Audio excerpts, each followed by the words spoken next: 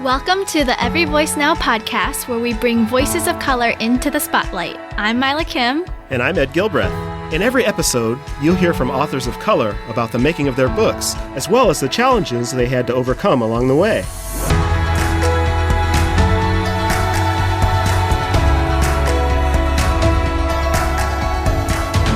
Hey, Helen.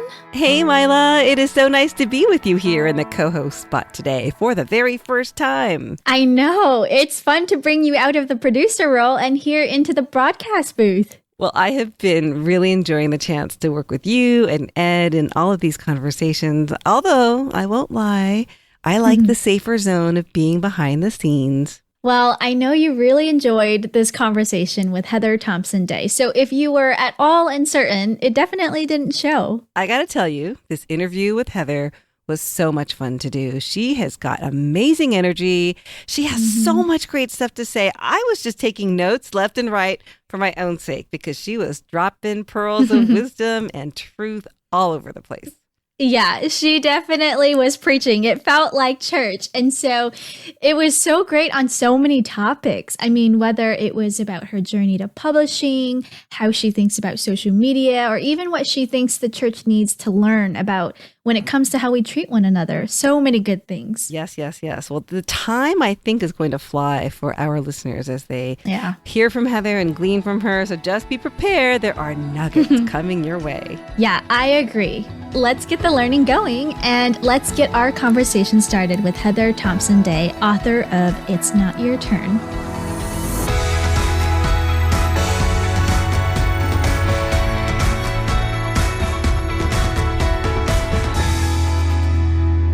We are excited to welcome Heather Thompson Day to the Every Voice Now podcast today. So welcome, Heather. I am here and I'm excited to be here. We're excited to have you and just even for our conversation today. Just to start, would you tell our listeners a little bit about your personal backstory? So where did you grow up? Where do you live now? And also anything you'd like to share in regards to your family, anything like that. Yeah. So I grew up in, I always say it's like a one-horse town, 2 stoplights, really small place called Berrien Springs, Michigan. I'm currently in Denver, Colorado, where I've been teaching at Colorado Christian University for the last 2 years. But due to some recent just health challenges in my family, I'm actually preparing right now to move back to Michigan because I feel like that is what God has called us to do, to support my parents at this time in their journey. Well, we caught you in the midst of transition. So the one thing we ask our authors on this podcast is to share a little bit about their ethnic identity and your ethnic journey. And so what are some key moments in your ethnic identity journey that stand out to you, whether they were positive or negative? Can you talk a little bit about that? So I am biracial. My mother is white. My father is Black. He's actually Bohemian. And actually, one of the reasons that my parents stayed in the 2 stoplight town is because it has Andrews University, which is one of the most diverse universities in the nation. So the reason they chose to be there, it's tied with New York State University. The reason they chose to raise us there is because we were a multiracial family. And that decision impacted all the decisions that they made. So I ended up being able to grow up in a community where there were lots of people of color around me. And I got to see lots of examples of Black excellence, which looking back now, I see how important those decisions that my parents made were for my own development. But yeah, I can remember being a kid and thinking that my mom is my absolute twin, because to me, we were the same person. And then quickly going to school and finding out that other people don't see it that way, right? I have it all the time. I heard people say, that can't be your mom, she's white. And so I think those things also end up shaping your story. I will say for me, because I have a lot of students now that I've mentored who are biracial. But for me, I grew up with both my mom and my dad in the home. So I just always had a really healthy racial identity. I was always really, I think, privileged in the sense that I never saw my Blackness as being less than, because it just wasn't displayed for me in my family. I kind of learned that from racism in the outside culture, but not at all in my family dynamic. Like my dad, I talk about this in the book. My dad grew up one of 10 children to a single mother, and every single one of them is college educated. So I had all these examples of Black excellence, in my life and in my sphere. And so I just always had a really healthy racial identity, I think, that I'm grateful for. I love that you say you were surrounded by Black excellence. One, praise God that is your experience. And also, I'm just curious, how do you think that's shaped and form your understanding of race? How are your reactions to even, I don't know, what we've experienced in 2020, 2021? What is that through your lens and perspective? I think what I've really taken in the last several years is an unveiling of some of the things that I think I either blinded myself to because I didn't want to know, or more within church culture, I think, than society. I think I've always expected, you know that there's racism. Black. It's like, we know that. My dad, we always talked about what happens for him if the police pull you over. That's a normal part of, like, I think just Black identity and Black experience. I think I didn't recognize that racism was so prevalent in the church. And I'm not sure now, looking back, I'm not sure how I missed that. Maybe because there wasn't social media, right? So you sit next to people in a church pew on the weekend, or you're with them at potluck, and oh, this is wonderful. But now I can see your innermost thoughts and ideas and perspectives broadcasted online. And now I feel very uncomfortable sitting next to you on the weekend. So it's changed, I think, for me, more than like this cultural conversation. I think most Black people are aware of racism. For me, as a millennial, as somebody who my faith is so important and my faith community has been so important, I think I've been wounded and trying to still patch together pieces of how I view the church and how I step forward as a mentor to young people and stay in, like, how do I start these conversations with them about what the church can look like moving forward? It seems like, especially since 2016, I think the entire evangelical church has really been reckoning with that unveiling you're talking about, Heather, because I think that was an absolute flashpoint for us all of recognizing and realizing how embedded some of those issues of race were in the church. So I know for me, it was you knew that, of course, some of these issues and tensions were prevalent, but I felt like that certainly revealed, that moment in history revealed for us all how deeply embedded it was. Thank you for saying that, because I feel better knowing that, because in some ways, you feel like, well, how did I miss this? I tell the story actually in the book. So growing up, my grandfather, who is white, who was the most outside of my father, just a really crucial person in all of my upbringing, somebody who was a champion of mine. The first book I ever published used to keep a copy literally in his pants. And every time he'd go to coffee in the morning, he would always pull it out and show the waitress or just show the people that he went to coffee with every morning when he was retired. He adored me. And this man is also the same man who, when he found out his daughter, who is my mother, was dating a Black man, when he found out, he told her, all your stuff will be on the sidewalk if you continue in this relationship. And so because I'm biracial, I think I come at conversations of racial identity very uniquely, in the sense that I know that my grandfather, who I experienced as the most wonderful Christian loving champion man, was also the same man who didn't go to his own daughter's wedding. And he didn't. And these two things coexist.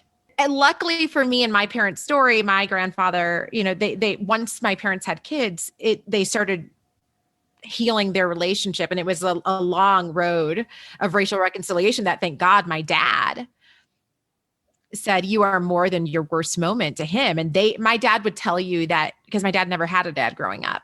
So he would say that the father figure of his life was my grandfather. Right. So they voted for Obama. Like, they totally changed. Right. And so I just want to, whenever we have these hard conversations about race, because at least, I don't know about you guys, but my friends will say to me all the time, I want nothing to do with somebody who could think that way. And Heather, they say to me, Heather, there's no redeeming that. I don't believe that. I can't, because I've seen it in my own family. I mean, I feel like as you're sharing your ethnic identity journey, just in and of itself, your experience shows us how nuanced that conversation is and how complex it is. And there's a reason why it's a journey. It's not this or this, which I think social media plays a big part in. Which side are you going to be on? There is no permission for nuance or complexities with social media. It's this or this, like pick your side. And so I think even in your own journey, it really shows us, man, this is a complex and nuanced conversation. Yeah, I teach persuasion. And one of the things we know is that we don't win arguments. We win affection. The goal is never to win an argument. You won't do it. Good luck. Our brains aren't motivated by logic. We're actually I don't care who you are, we are all highly emotional people. And so how do we change as a society? Well, through relationship and through time. And who's willing to do that work? And I just think a lot of us, because of social media, a lot of us are really quick to not want to do that work anymore. And we lose. Right? Because God is invisible, because he's seen through his people. We have got to figure it out. And we've got to make God visible again to the rest of the world. Because right now, when they say, I don't see him, that's on us, right? That's not on him. Absolutely. We have to get over our own prejudices, yes, our own resistance, our own desire to not understand those who are different from us in whatever way. We have to get over those barriers that we put up within ourselves. So good. Oh, we're preaching today. You're preaching, yeah. Heather. I didn't know we were going to church today. Oh, so good. Oh, that could be its own episode and its own podcast. Okay. Well, I've got to work hard to redirect us because we want to talk about your writing and your book and all of that too. I mean, can you look back and do you remember a time when you began to think about writing books? I've always wanted to write books since about third grade. And that's a really good question, Milo. Where does that come from? I actually just talked about that with Karen Swallow Pryor. Where does that come from? Where do people decide you should write a book? I don't know. I just always had that desire within me. And I wish I had a better answer for it, because I think it's like 80% of people think that they want to write a book, right? And obviously not all 80% of those people should. So how do you know? That's a good question. Karen Swallow Pryor says a calling is always affirmed from the outside. And so are other people, as I'm writing articles at the time, are other people saying, this is good. You have a gift. It was super fun to just see how your book made it well past and into the top 50 of Amazon releases, which was incredible to see. So as you look back on your book writing journey thus far, is there something that you can point to or something about your journey that can be a model for those coming alongside or after you about what it means to get into this book writing journey? What are some things that you've learned as you've gone through this yourself as an author? Yeah, I'm going to say this and people are going to get really angry. Because I think community matters. And of course, this is like you guys know, every author says, well, I'm a writer. I don't have to have a platform. And I just feel like, publishers, of course, deserve to make money. So that's, you got to be honest about what we're trying to do. You're not just writing for yourself. You're trying to sell something. So you need to know who's going to buy it. So I would say, and this is something Annie Downs said to me, chase the community before you even chase the calling. Put people first, build a community. And I highly recommend if you want to write, so start with a tweet, spend time there. My approach to social media, and I would recommend every author do this, is pay attention to who's showing up for you. I think a big mistake we make is we only pay attention if Beth Moore says something, and we miss, I say carols. I call them carols. So we miss the carols. And what I mean by that is people who maybe have literally 2 followers and a picture of a cat, and that's it. Right. And they comment and you just totally skip over them. No. You pay attention to all of your carols and you are faithful, right? Respond to them, comment on their posts. I was very intentional to say, I'm going to spend time not making this about me and trying to really just know and get in the lives of these people. And these same people now have shown up for me in a way that I don't even deserve at all. Right. So yeah, be faithful to people. Don't even pay attention to if they have 2 followers, I don't care. Well, thank you for sharing that. We need to take a quick break, but when we return, Heather will be doing a reading for us and we'll talk more about her book writing process. So stay tuned and thanks for listening to the Every Voice Now podcast. Mila, it is incredible to me that IVP is about to turn 75 years old. Do you believe that? That's amazing. I know, that is amazing. I mean, considering that so many book publishers have come and gone during that time. And so I'm so grateful to be part of such a long-standing legacy. Well, it's a testimony to IVP's commitment to publishing quality books, not to mention books by a diversity of authors. And this has been IVP's MO for the majority of its history. Yeah, and we keep finding more voices of color to highlight each and every season. And so visit everyvoicenow.com to find out how you can get a great discount on today's featured book and many more.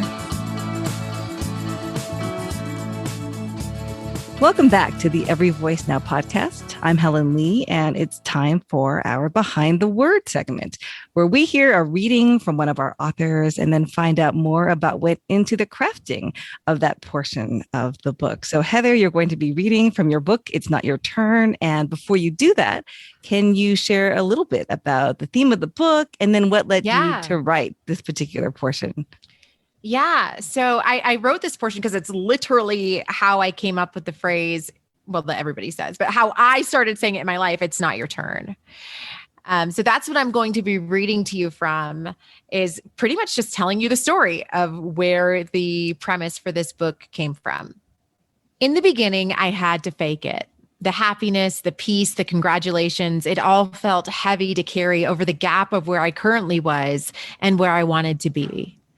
I was a few years into my PhD and I couldn't find a job. I applied to what felt like every higher education institution with an opening in my field, and I kept getting rejected. At some point, it started to feel personal. For my daughter's first birthday, we planned a huge party. My little girl was turning 1 and I wanted to celebrate her. I went to the store to buy food. I had just paid for my groceries when I realized I forgot to get paper party plates. As I handed my card to the woman on register, I watched as the gap between me with all of my education and her with this minimum wage job evaporated. "Ma'am," she said, "your card is declined." My face got hot. Paper plates are $2.50. Y'all, I did not have $2.50. How in the world did this happen to me? I had a husband, I had a house, I had a daughter, I had nearly 3 degrees, but I didn't have $2.50. I was mortified. My husband and I got into the car with our groceries and drove home in complete silence. I cried myself to sleep that night. I felt like a failure. I remember emailing God a letter. There are actual sites that allow you to do that. And while, of course, I knew this email wasn't going to God's inbox, it felt therapeutic to hit send on all my grievances. I thought God opened doors and windows. I thought God owned the cattle on 1,000 hills. I thought God answered prayers. Where was my testimony? It felt like God had played me.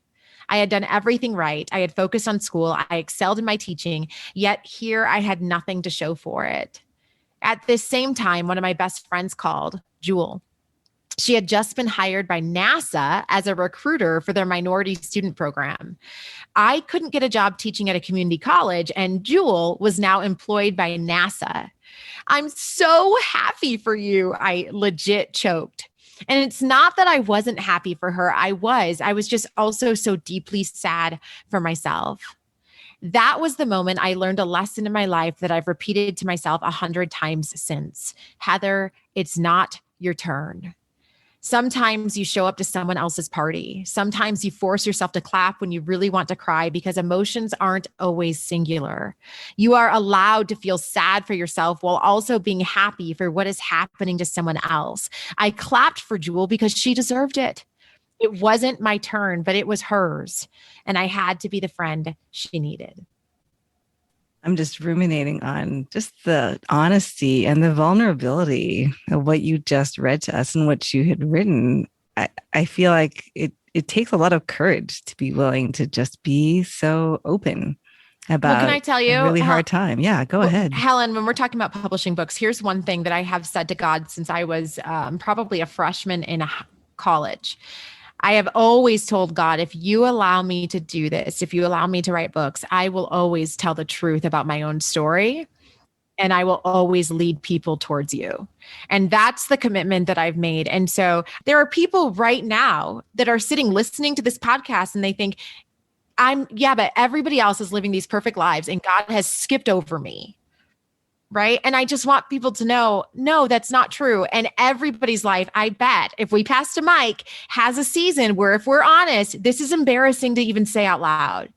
And I think we have to do better at sharing that, because else, here's what I know as a professor: my students enter these embarrassing seasons and they think that there's something wrong with them because all they see are everybody else doing what they wish they could be doing. And it's really helpful to say to people, no, this is the reality of my journey. And it never meant that God wasn't with me. He was with me. I want to talk a little bit about this specific passage. Can you take us back to the time when you were crafting those words and what was going through your mind as you were writing this? By the time I wrote it down, it was a story that I had told to my students. Before I ever got a book deal, I was still being honest about the reality of the situations that I found myself in. So it was easy. And I say this in the book, I really believe this. What if more than God wants to give any of us success, he's trying to give us a story? Stories will outlast any Amazon book rankings. And I know that because I have lived off of other people's stories. You all know there's probably something that comes in your mind where either in your own life or somebody tells you this story of resilience and you're like, what if that God is available to me? And I'm going to live off that story. For me, it was my Nana going to Harvard at 70. She was a Black woman during the civil rights movement who was a single mom to 10 kids. She couldn't dream dreams like college. And so she made sure every single one of her children went to college. And then when she could, she went to Harvard at 70. And that story, as I'm literally like during my PhD program thinking, I am not like these other academics. Like, I am not smart enough to do this. I'm going through my dissertation and just getting so many lines. I mean, I can't even tell you how many drafts of my dissertation we went through. And I just remember thinking like, I'm not cut out for this, like I'm not good enough. And I just would think of my Nana walking across a Harvard campus at 70. I said, if Nana can go to Harvard, you know what? I can finish this PhD, I think. And I did. And this is the first quote in my book. The spiritual mother to us all, Beth Moore, says, much of the war against the devil is just about whether or not you'll quit. And I have found that to be true. And there's things I'm still not quitting over because I haven't seen the proof of it. And here's, Annie Down said this to me the other day. She said, but here's what, if I get to heaven and because the criticism people often say to me is, this is prosperity gospel. God's not going to give everybody everything. Of course he's not, right? But that's on him. And how I live my life here is on me. And so I'm going to live with expectation and with hope. And when I get to, if it doesn't happen here, I'm going to get to heaven and say, God, what was up with that? You want to fill me? What did I miss? And that will be his story to tell me.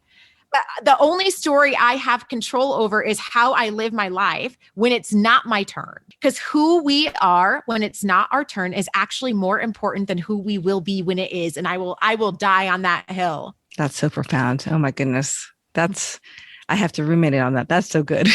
Yeah. And it's true.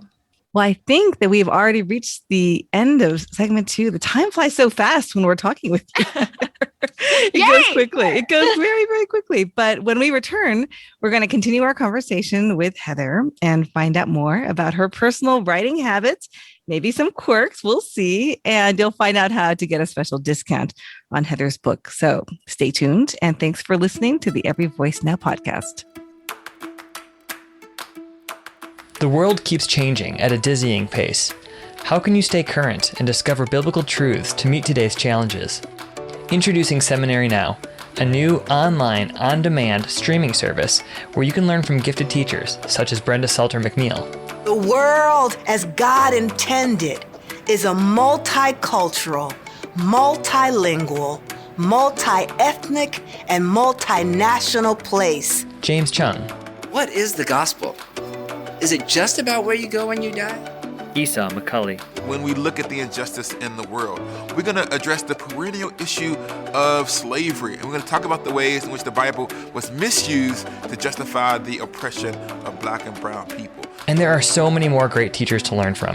Get a 20% discount off your subscription by using the code EVN2020 at seminarynow.com. That's EVN2020 at seminarynow.com. The world keeps changing. Don't stop learning. You're listening to the Every Voice Now podcast, and I'm Mila Kim. Today, we've been talking with Heather Thompson Day, author of It's Not Your Turn. And so keep listening to find out how you can get a special 40% off discount on Heather's book at ivypress.com. First, let's find out a little bit more about Heather's writing habits and quirks. When you were writing It's Not Your Turn, what were the habits or disciplines that helped you stay on task? So what kind of kept you disciplined to writing this book?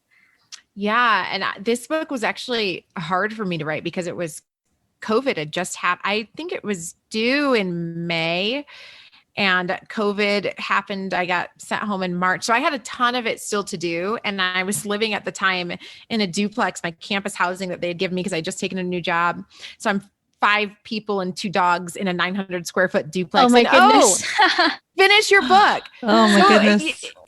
I will say it was really hard to get the time that I needed to go and do it and to be doing the reading that I needed to do it.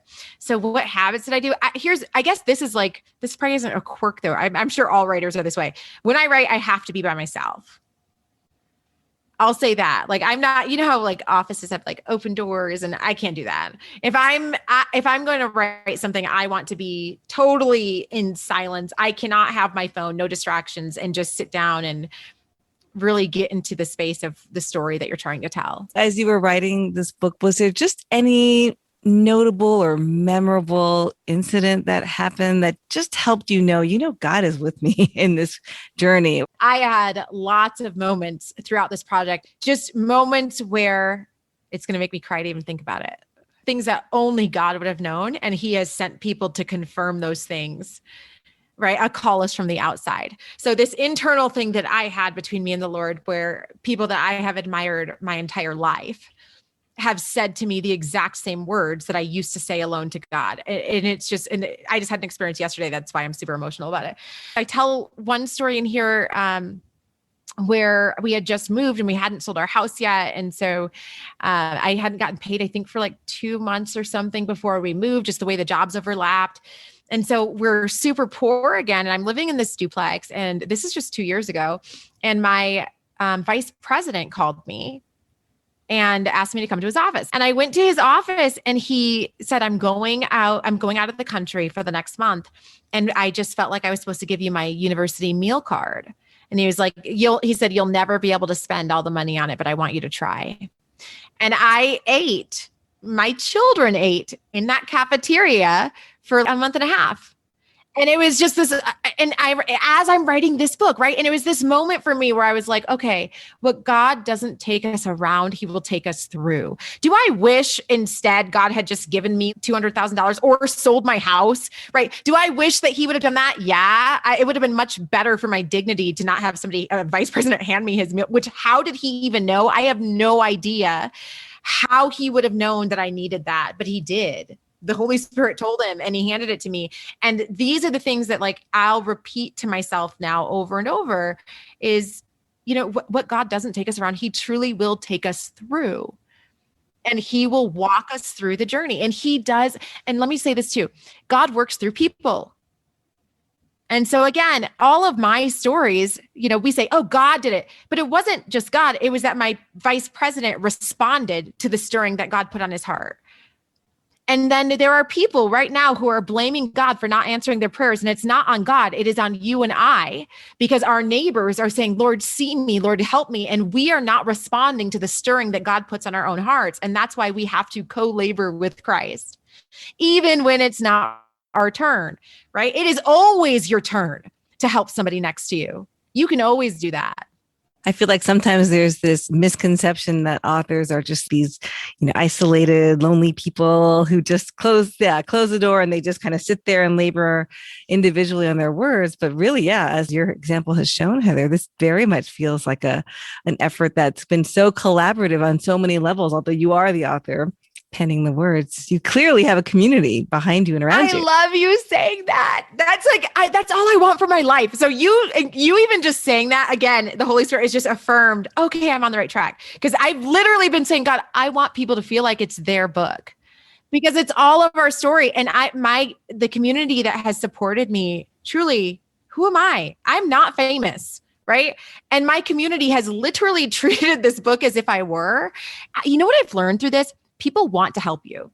And we focus on the one person who hopes you fail, but there's probably 50 other people who do want to help you. And so how do we ask for help? Right. And then how do we acknowledge those who have helped us? And I hope I can do that with my life. I am happy to ask for help.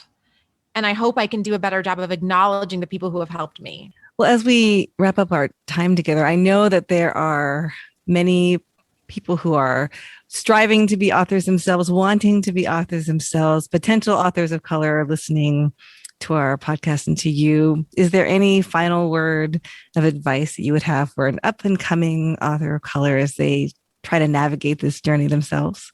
Yeah, two things. Read. Right? You can always think, why me? Why am I the person that can write this book? And that has to come to your own story. You have to be able to answer the question, why you? Why are you the person that has to be the one to write this book? So that comes from looking at your own story. And so then read in that space. For me, that was communication. I really want to make sure that I'm clear in my messaging and that I help other people be better communicators, because it's actually like the biggest connection to our quality of life is how well we communicate with other people and have healthy relationships. So I'm really passionate about that. And so then I just had this moment where I said, why am I not I just need to read a book every single month on the same topic.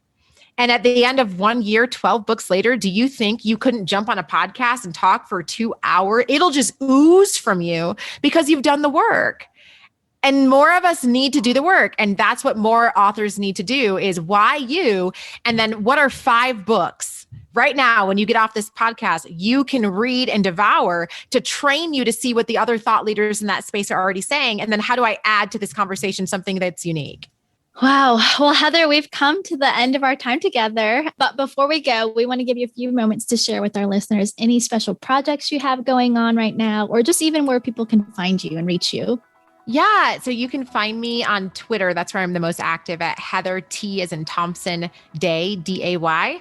And I have a podcast that'll be coming out with Christianity Today called Viral Jesus, which I'm super excited about, where we talk to Christian content creators and ask them how they've made their faith go viral. Oh, that's amazing. Well, we will definitely link that in the show notes of this episode. But thank you, Heather. It's been amazing to have you on the show today. Thank you so much for your time. And now we want to share with you all that you can find Heather's book at ivpress.com. And if you use the code EVN40, you can get 40% off plus free US shipping. So visit our site to get a real deal on Heather's books. Thanks, everyone, for listening to the Every Voice Now podcast, brought to you by IVP. Our producer is Helen Lee, and our sound engineer is Jonathan Clausen. If you are enjoying our show, please share about it with your friends. We'd be grateful for your reviews and recommendations on Apple, Spotify, or wherever you listen to your podcasts. And we'd love to hear from you directly anytime. You can find us on Instagram and Twitter at Every Voice Now, or you can email us with your comments, questions, or suggestions at evn@ivpress.com. And join us next time for another inspiring episode of Every Voice Now.